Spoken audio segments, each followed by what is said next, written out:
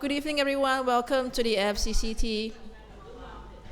My name is Tan Hui. I'm the Straits Times Bureau Chief based in Bangkok and also board member of the FCCT. Please pardon me, I'm having a bit of a cold, so my voice may be a bit soft. Today is Myanmar's Martyr's Day. Who you would consider to be a martyr can vary quite widely, but we thought it would be a good occasion to screen the films of Shin Daewe. Shin Daewe, as you know, is a multiple award-winning filmmaker and often dubbed as the queen of Myanmar documentary film. In October last year, she was arrested in Yangon while retrieving a video drone. In January this year, the military court in Myanmar sentenced her to life in prison. Since then, the international journalist organizations, the film community, and the human rights organizations have been tirelessly campaigning for her release. We will start this event by first screening some of her most notable films. They are award-winning as well. And this will be followed by a panel discussion on documentary films and filmmakers in Myanmar. You will have the opportunity to pose questions to the panelists here as well. One of the panelists, Lalita, will be joining us on Zoom, but she had some last minute, what should I call it? Last minute requirement to travel, so she can't join us in person today. So without further ado, let's begin with the film screening. The first film I'm going to watch is, hang on. Oh, let me pull up my own notes. Now I'm 13, about catching IDPs. Sorry, no, the first one is Take Me Home, about catching IDPs.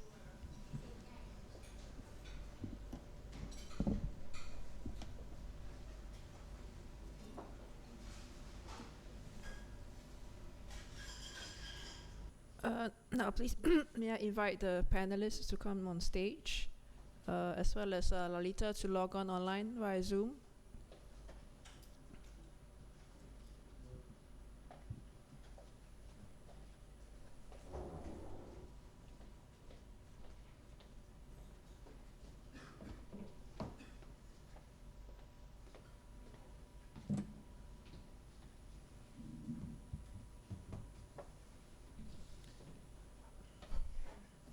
So we have on screen here Lalita Han Wong, a lecturer at the Faculty of Social Sciences at Kasetsart University. Next to her, to the right, is Haruka Iharada, art curator, co-founder of Docu Athan, a support organization for Myanmar documentary filmmakers. And then to your right is Mama Miat, journalist, co-founder and executive director of the Human Dignity Film Institute. She's the Chiang Mai Bureau Chief of the Democratic Voice of Burma. Welcome, all the panelists. Before we begin, perhaps I'll let Haruka introduce the work of Docu Athan. Yes. Thank you for, is it okay? Introduction, and I'm first I really appreciate that to join this screening. But before that, because I'm from Japan, so everyone think maybe who am I or what are you doing? So it's a little bit time to share our activities about the Myanmars. Maybe slide? I don't know. Oh, sorry. Actually, hello everyone. My name is Haruka Iharada from Japan. Actually, as I introduced, I am a curator, which is based on the art, but the boarding member, founder of the Docu Athan's. Maybe skip my introduction, but what is the Docu Athan? Docu Athan is the project which is supporting Myanmar filmmakers and also the journalists which are using the film. and then after the 2021 coup, but it's based on maybe Japan. And then this is a website project, and then it's a publishing short film made by Myanmar's filmmakers on YouTube and then via our website. So if if you can see it, maybe this is the QR code, you can scan it through the website. And then it's allowing anyone to watch the films for free. And then through this website, we can provide it to the audience to donate it for them.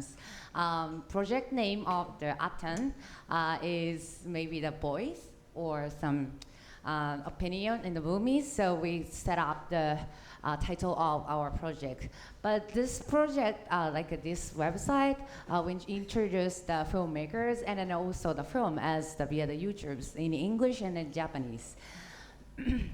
But the Docu Athan is a little bit of background. Is because founder is the two Japanese guy. One is named Yuki Kitazumi, who is a journalist, and then another guy is Toru Kubota, who is the filmmaker. That these two Japanese people were arrested in the Myanmar after the coup d'etat, and then we recently returned, now coming back to Japan.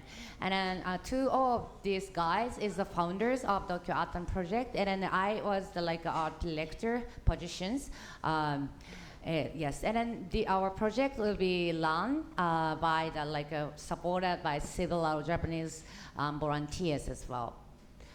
And then how's the filmmaker situation is more than maybe 10 filmmaker or a journalist or another have presented their works in our website until now. And then many of them, the journalist is based in Mae Sot in Thailand. And then some live, but it's almost the Mae Sot, but it's someone is another side of the Myanmar, borderline of the Myanmar.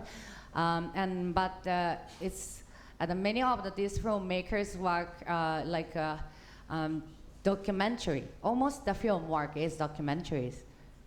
The most of short documentaries like Shin Daewe's work as we see it, and then most of these kind of documentaries is live about the very, very personal story for experience the coup d'etat, and then some are maybe sometimes it's based on poetry readings, and sometimes it's not documentary like animations, and then sometimes it's music videos, and then what kind of documentary is, for example, it's how the people will work. The way of the work in CDM or how artists is activities in after the coup d'etat or something like that. It is almost like a story about how the people's story. And then also we distributing about this kind of documentary film, and then also we doing something like another activities or project, which is the name is Nagai's Camera Project. This project is lend out the equipment, including camera at the Mae Sot for the filmmakers, and then or this camera is donated from almost Japanese journalists.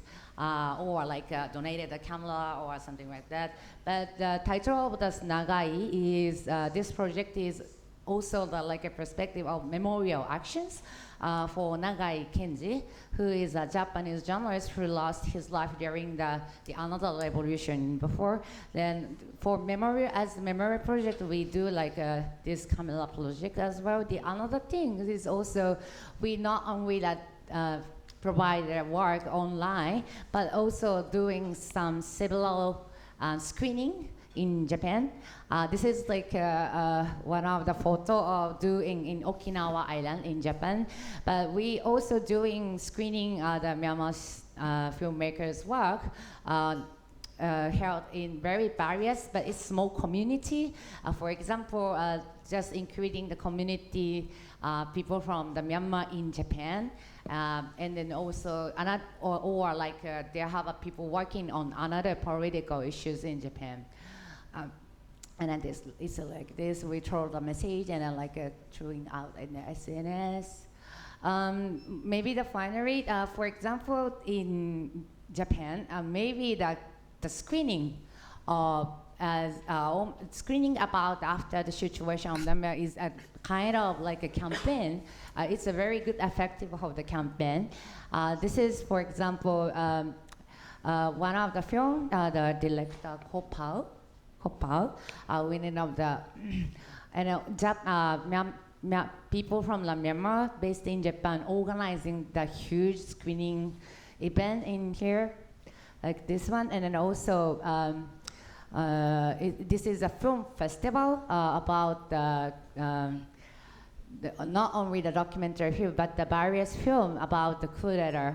I think it's, this is not my activities about the, and also the documentary films, but the screening is in Hauru in Japan. It's gonna be the real huge, very encouraged campaign in these situations. So it's not very short introduction and share my activities, but I'd like to be think about for these opportunities, and maybe what is kind of the film practices, importance and the power of importance in under this situation. Maybe acting, the presenting, the viewing and screening films, as is that including the documentary itself, is gonna be a very big campaign, or maybe actions as well. And then for my experience in Japan, maybe it has created large donations, and then also the economic cycles within the community. So in addition, it has been major source of the motivation to maintain the avoidance of the fear and the hardship, the coup strategies. So if maybe we can discuss, maybe or have a time, maybe we discuss about how this kind of very positive, effective about of these situations. Thank you. Sorry. Yeah. Thank you very much. Yes. That's a great way. That's a great way to introduce our discussion, because I was going to actually ask all the panelists. Can we have Lalita back on screen, please? Hi. She gives the hand. Yes. Again. Yes. What do you think is the, we know that doing media-related work is, within Myanmar right now, it's downright dangerous, right? What's the interest in documenting what's happening in Myanmar been like since the coup? What have your observations been like? My observation as a Thai person, I've mostly watched documentaries coming from Myanmar since the coup, from festivals, especially the ones that are organized by my colleagues and my friends at SEM. Recently, they just had one big event, which they showcased documentary films across Thailand, and I think it's a great idea. I think from Myanmar, since the coup, any gender, documentary filmmakers of all genders, they all face the difficulties in extracting information and getting realities from the ground. And I'm pretty impressed with the previous presentation. I'm going to go to Mesot myself in the next couple of days. I know how activities and lots of movements are there in Mesot area. But to me, for example, if I am a film director, if I want to showcase my own film, I don't think that I can do that in Mesot per se. It has to be somewhere else, like in Chiang Mai or in Bangkok. I don't have any specific comment per se on the question, but I just want to, I'm a historian by training, and I have been involved in, well, let's say Myanmar studies, Myanmar in the last 20 years. What I can see, which is very unique from Myanmar, as someone from Thailand, is that the role of women in Burmese in Myanmar society is pretty unique. I try to think about when we asked me this question in our emails, I was trying to think, do we really have any really remarkable, very outstanding female director in Thailand of documentary films? I'm not so sure about that, but in Myanmar, they are quite present, and their voice is heard everywhere. It's not because the political situation in Thailand is good, but I think from my own observation, I think Myanmar society in general is pretty poetic from the very beginning. You know, I could remember years ago when I was in the UK, when I visited Myanmar pretty much every year, many times a year. I remember I saw people on the street, truck drivers, just ordinary people reading poems, reading short stories everywhere I go. So that's part of the reason why, you know, this kind of culture is rampant in Myanmar. Yeah, I think that's pretty much what I can share with you during the first session. That's really interesting. Momia, would you like to add to that? Yeah, I mean, firstly, I like to express my thanks to FCCT for inviting me to this particular event, because I'm a friend of Shin Daewe. We've been friends for many years, so I know her work, and as I told you, she is a kind of very pioneer documentary filmmaker and a woman documentary filmmaker from Myanmar. Okay. Yeah. So really, she's really respectful and then very talented women documentary filmmaker. And as you asked, the most relevant issue for the Myanmar filmmakers right now is kind of how they try to tell the stories of Myanmar people under the kind of repressive regime since after the coup, 2021. And I'm very much aware of the enthusiasm of these filmmakers, especially documentary filmmaker, let me put it this way. I'm not very good at observing the entertainment film industry from Myanmar, but I will mainly focus on the documentary film, indies documentary filmmakers from Myanmar. And also another thing is because I'm also working as bureau chief in DBV, I know that DBV is running the documentary, short documentary contest since after the coup. This year is 3 years. So every year we receive a lot of film submission proposal. It's like 25, 45 last year. But this year we got 95 applications for the film contest. We only select 10 films. But you know, we have been receiving more and more applications. This shows that how you know, these documentary filmmakers want to tell the stories about people, and most of them focus the story of the young people, you know, from different backgrounds, like from CDM soldiers to CDM to PDF soldiers. Most of them are some of them cover about rappers, hip hop singers. Some of them cover about makeup artists. Some of them cover about doctors and nurses, etc.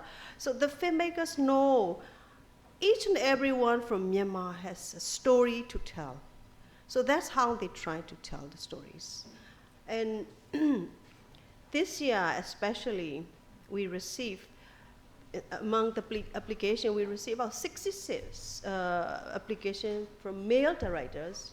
22 are from female directors, and the others are LGBT and trans men and other non-gender people. So, you know, that showed the enthusiasm of the Myanmar people. And also the case of filmmaker Shin Daewe, or like Pimao Singh, explained that how filmmakers try their best to tell the story of people's struggle, resilience, and trouble by living closely with this community. So Shin Daewe has been living in that particular area and trying to tell upcountry, especially upcountry area. She tried to tell the stories, try to film the story, you know, following her protagonist in that particular area. So during that time, unfortunately, she was arrested. So, I mean, the case of Shin Daewe or Pim Maung Sing tell the efforts and passion of these documentary filmmakers from Myanmar, how they're trying to tell the stories of the people. So that's, I'd like to mention about the state of documentary filmmakers in Myanmar today. Yeah.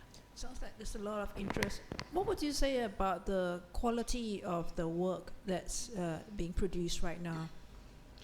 The quality, do you want me to tell or Yes. other? That question is for all panelists.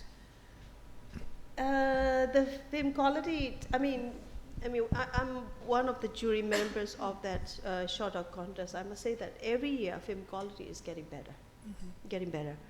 So, and cover different areas. So they're trying to cover different kind of stories. And if you look at the filmmakers, and we can divide the three groups. Filmmakers stay living inside the country and trying to tell the stories of the community inside the country. And the second group is filmmakers living along the border, like Mae Sot and Chiang Mai. And they try to tell the story of IDPs, refugees, people along the border, people flee from Myanmar, the struggle and how they, they survive in the other country and etc. Another group is filmmakers living in semi-autonomous areas that I told you, and cover the rise and fall of the revolutionary movement and people in between. So these are the three different groups, and they try to tell the story, and their quality of the film is getting higher every year, from my point of view. Yeah, maybe for my position, it's not like I cannot maybe talk about the quality, but I think is the diversity of the media genre would be very diversity. For example, in my cases about Docu Athan, which is I introduced, it's not only the documentary, but also sometimes it's the music video, but the film about the the visual image is documentary or real films. And then also sometimes the animation was as well, but it's because some filmmakers, this is a little bit about story about our filmmakers who supported. She is come to the Mae Sot, and on the first time, she cannot go outside in her house. So that's the reason why she cannot go to take the documentary. That's the reason why she started to drawing her life, her experience. So it is also the documentary, but it's also the animation as well. So I think it's this very critical and then very hard situation or some regulated situation. The filmmaker makes some their creativity as, if not like maybe quality, but it's maybe diversity way.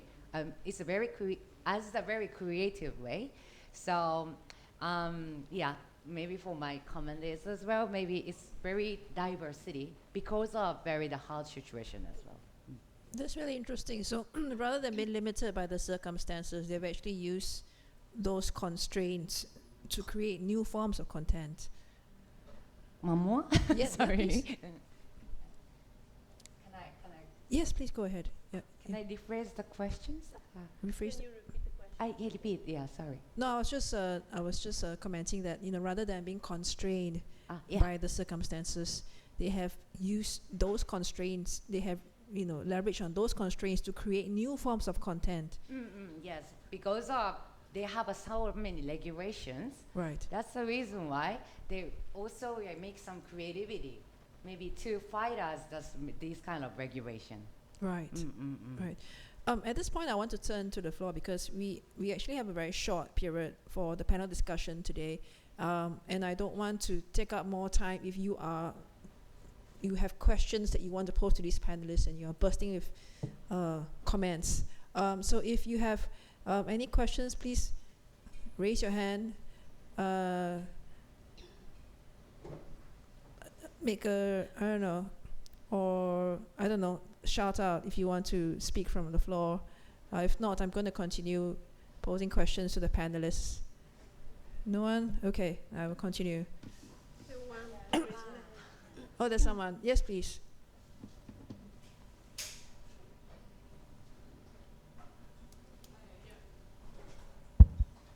a question. I don't know if anyone can answer it, which is, do we know what happened to the girl in the documentary, and do we know what happened to the displaced people? Do you mean the catching people, or? Yeah. Like both of the topics that we saw in the documentary, do we know what happened in either case by any chance? Wow. Do you want to? Now I'm 13. Do you know? Okay. Maybe we can talk about the girl first. Yeah. I'm a friend of filmmaker. Okay, so I don't exactly know what happened to the girl.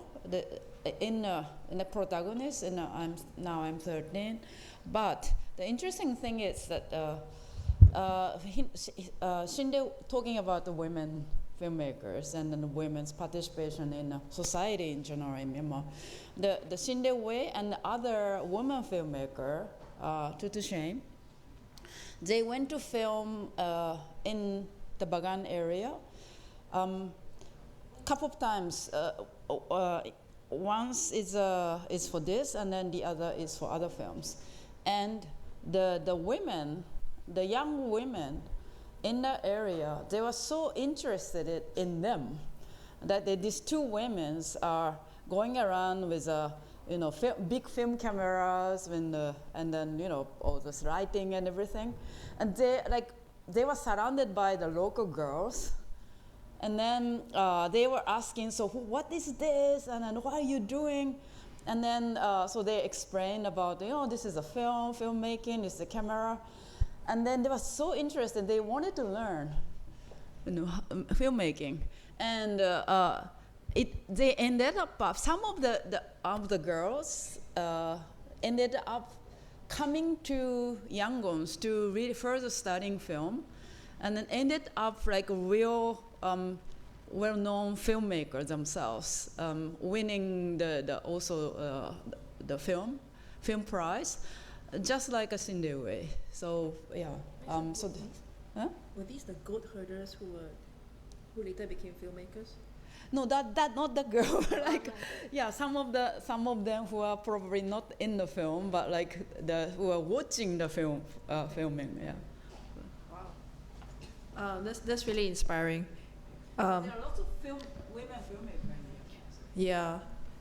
As for your other question about the catching IDPs, I'm not sure I can answer that question, but I would say I'm quite pessimistic about their chances of returning home right now, given that there are, I believe, some 2 million displaced persons within Myanmar. Do we have any more questions? Yes, Can I Hello. yes. The IDPs population is getting more and more increased this year. So the IDP camps, the one in the film from Kachin stay going on, and there are more population, more IDPs there. And some IDP camps are already shut down, and they move to combine with another bigger one. So it's their situation is stay the same, no progress, even worse. So that's all I can say. Even not only in Kachin, everywhere, almost everywhere, Kachin, Karenni, Karen, and up countries and the middle, central part of Myanmar. So IDPs are everywhere, in the country. Yes, I saw a hand here and then another hand there. Oh, sorry. Can I go since I Yes, have please. I was handed the microphone. Yeah. Thank you so much, all the panelists, for sharing the great work that you're doing. So my question is kind of coming from my background reporting and working with independent filmmakers in China. So when you are kind of promoting these films internationally, how do you balance the need to amplify the voices on the ground versus to protect these people who are doing the work on the ground? As you mentioned in the beginning, it's actually becoming very dangerous to do this kind of work. Thank you. Yeah. Like I said, there are different filmmakers, one from the inside, one from border area, one from autonomous, semi-autonomous area. So they try to protect the people as far as they can. So like last year, the filmmaker from Yangon, he made a story about the struggle of Yangon dwellers, Yangon city dwellers. So he tried to make the films, not showing the face, showing hands, movements, shooting from behind, putting the marks on and trying to hide the face, trying to protect their characters, main character as much as they can, and try to protect the people in the films. So they try to, be ethical as much as they can. That's how the filmmakers from Yangon did. And the filmmaker from autonomous area, she made a film about the mother of PDF soldiers.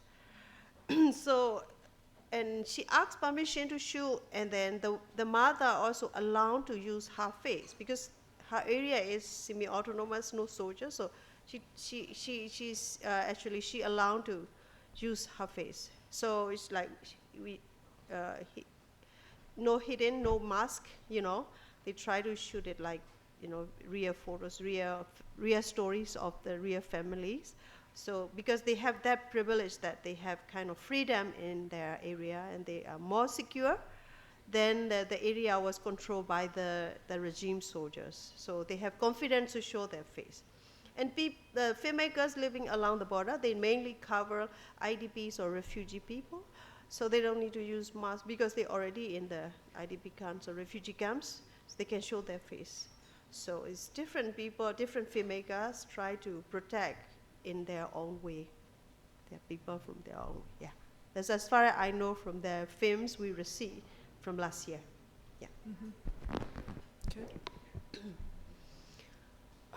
Next question, please. Yes, please. Yeah, I think that this was partially answered in terms of the film about the young girl. But I was wondering in general, I mean, I know that in terms of, as you guys said, in terms of the film about the girl, that they had, the filmmakers had just got there and some of the children were following them around.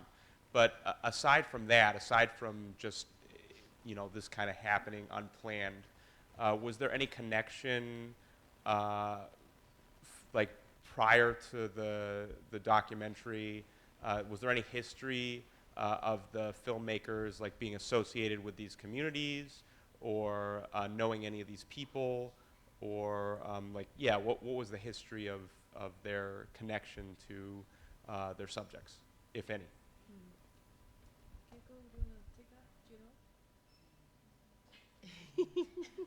Our guest speaker for tonight, Keiko. Representing her. Yeah. Shin Daewe.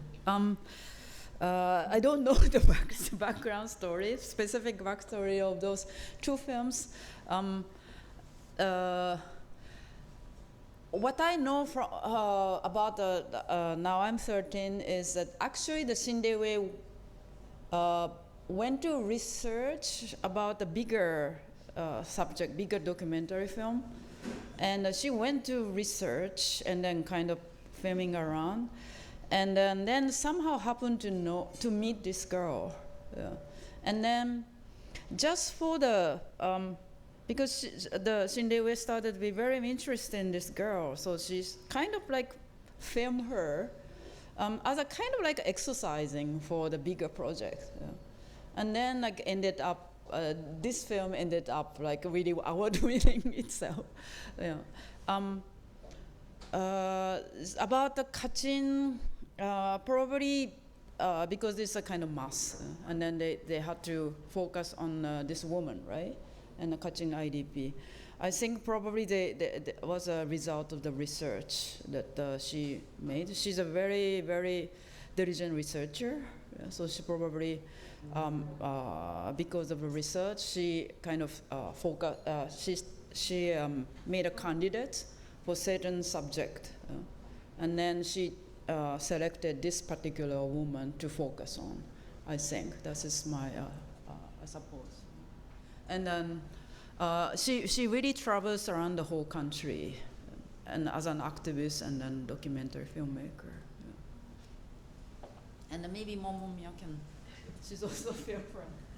Just in case you're wondering who is this lady who's been speaking for the past 5 minutes, this is Keiko, and she runs the Watan the Athan Film Festival in Myanmar. Okay. Yes. Would you like? No, actually, Shin Daewe and their film crews made a good relationship with this character, the whole family, and she not only go 1 or 2 times. She been going again and again, back and forth, and you can see the archive footage since she was young. So she been following this particular girl from a few years. I mean, until 13, since about 6 to 7. All to until 13. So she's been following about 6 or 7 years. So they have a very close relationship with that particular family. That is why she can portray the whole picture of that that film. Yeah, that's what I know. So, yeah. Thank you. But you don't know what happened? No, I don't. Yeah. I don't know. I cannot also say on behalf of Shin Daewe what has happened to her. Yeah. Next question, please. Oh, yes, please. Hi, good evening. I have 2 questions from my side. Yep. The first really is, what do you think what do you see as the challenges faced by the documentary makers in sending the message from Myanmar to the outside world? What are those general challenges that you see? The second question from my side is about the first documentary about Kachin. I think I saw a lot of framing from women, girls, children, babies. I didn't see men. I was wondering if the men were cut off because of the framing of the documentary, or were they not there in the IDP sites? Thank you. Can I? So the first question about the challenges of the filmmaker, that I say 3 groups of people. The biggest challenge for the filmmakers inside the country is the potential arrest first, and then torture to death, life imprisonment like Shin Daewe, or long imprisonment like Pei Mao Sein, stay in Loy Go prisons. And we never know what will happen to them, once they become prisoners. So their life is always at risk. And the challenges for the filmmaker living along the border is survival issue. They don't have stable works for their survival in Thailand or in other countries. So they are, uncertain for their life. They are trying very hard to survive in other country.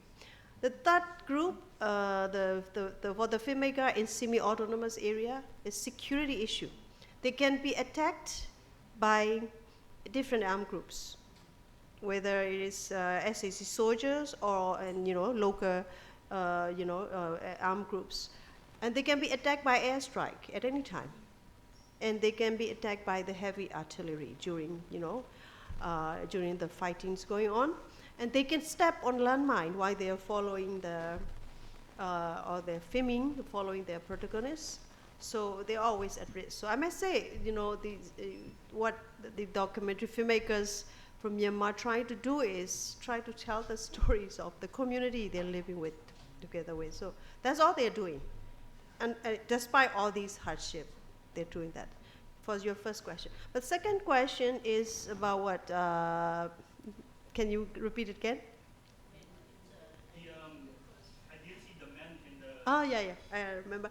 IDP camps, because I've been in Kachin IDP camps at about the same time like Shin Daewe. Most of the people in IDP camps are like elderly people, women and children. Men are either going to front line fighting or working outside, and young people are recruited as soldiers. So mainly they are like elderly men and women, children, and women taking care of these community. So yeah, that's what I see. That is why you don't see many men in that community. Yeah. Mm-hmm. Thank you. Thank you. Do we have any more? Yes, please. So my question is also for Myanmar, but maybe for the others as well. I'm so happy to hear that you had 95 applications. That's incredible. my question's around resourcing of these people. So I can imagine a lot of them are basically doing unpaid reportage. The people who you select for your prizes, or also maybe Haruka from the Japanese side, are you doing any kind of funding of these up and coming filmmakers, and how can we support them? For the short documentary contest, we have a funding partner from German Foreign Office, DW Academy. So they provide grant 3,300 euro for one particular film. It's between 5 to 15 minutes short film, and they have 3 months to produce that film. And then we use that money to provide funding for them. So we selected only 10 out of 95 films. Yeah. And also this year luckily we got funding for the citizen journalists from different parts of the country. So we will also provide some funding for them, and 10 citizen journalist films, and then we will show in the awarding ceremony. So that's what we are doing. Yeah. How about that? Thank you.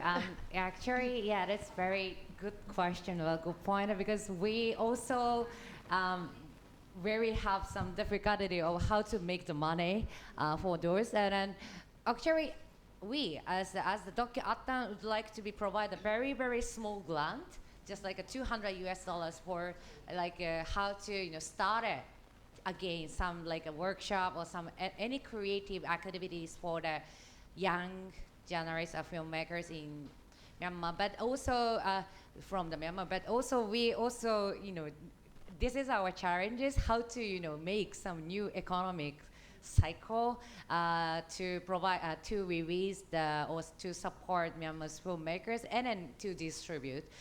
Nowadays, as I stated, our system is distribute via the YouTube and then donated from the audience, but it's still not enough. So yes, thank you for the questions, but it's also our challenges maybe. Thank you.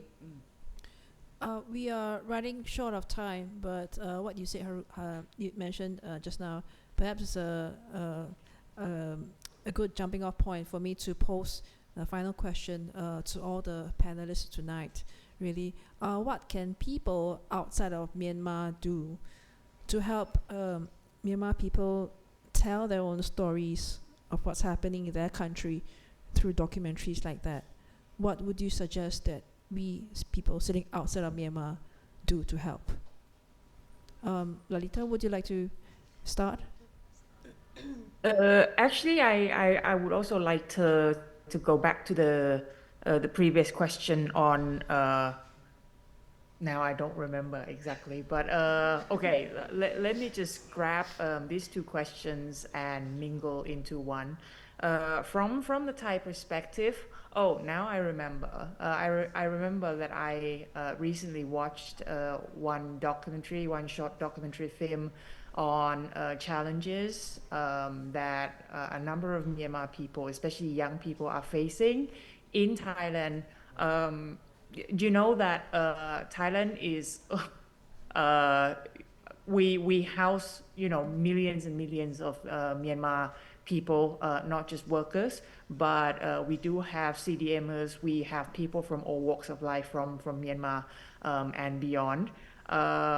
Especially if we know the situation in Myanmar quite well, we know that life in Thailand is not very easy.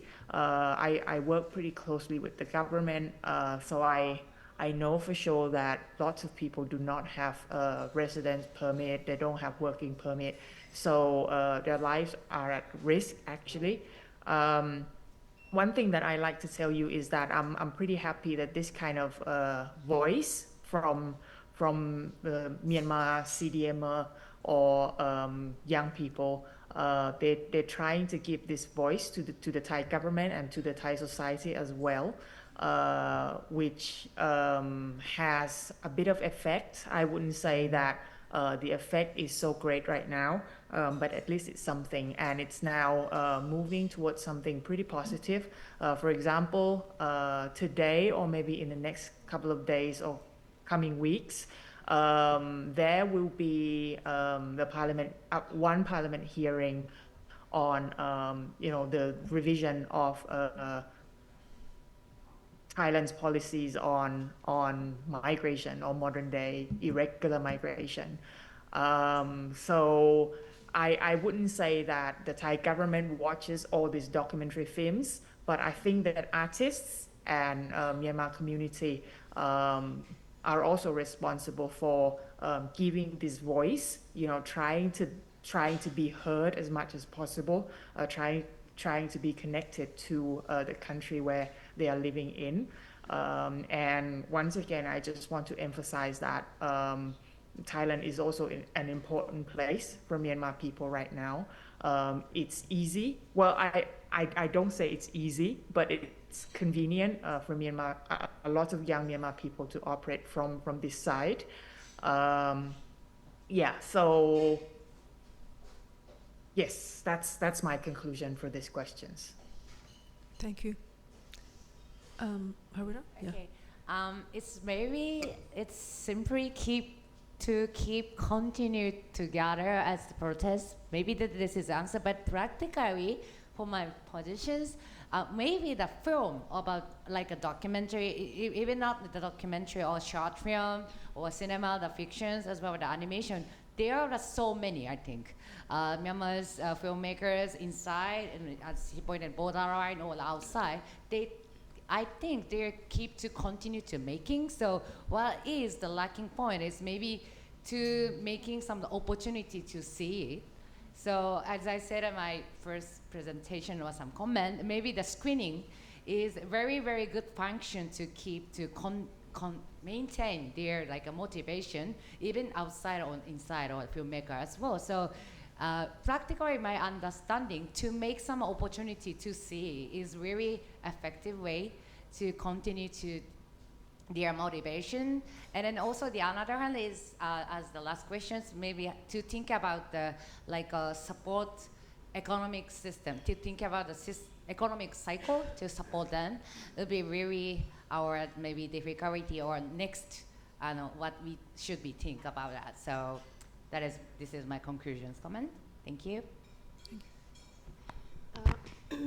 Before I answer your question, before I forgot, let me read the message from a female political prisoner from Myanmar, because I don't have direct contact with Shin Daewe, so I try to ask a friend of mine who very close to the inside prison. She used to send food to the prison every 2 weeks. So I asked, is there any message you had from the prisons, especially inside prison? So she sent me the notes that passed by the female political prisoner. So I think Shin Daewe will also face the same situation. So by listening to her message, then you know that. So this is her message. Let me read it. The new prison officer in insane prison is very tough. When he came, everyone has to prostrate. The relaxed times is significantly reduced. We lost exercise time. We spend more time sitting inside the prison cells. It is very bad to sleep. In the 40 by 60 feet, 2-story cell, they put more than 300 prisoners together. We have space for 1.5 feet only. People with big body are not in a lot of trouble, cannot move when he sleep, once he or she sleep. And they force the young girls to do hard work if the girls are strong and rebellious.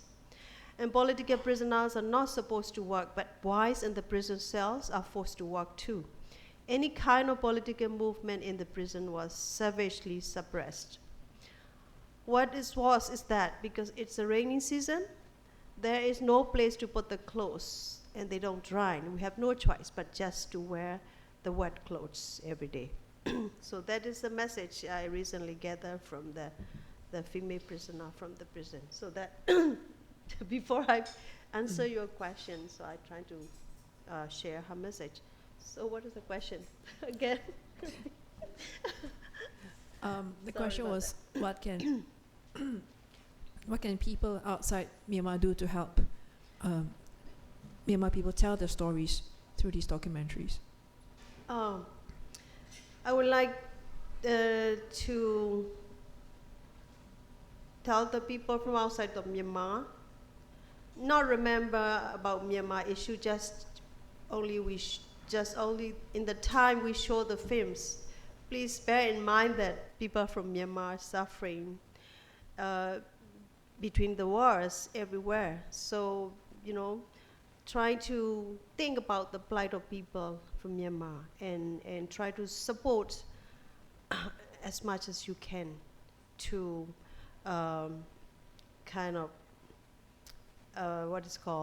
to overcome this crisis very soon. So we've been suffering for decades, and then we have a kind of very short time to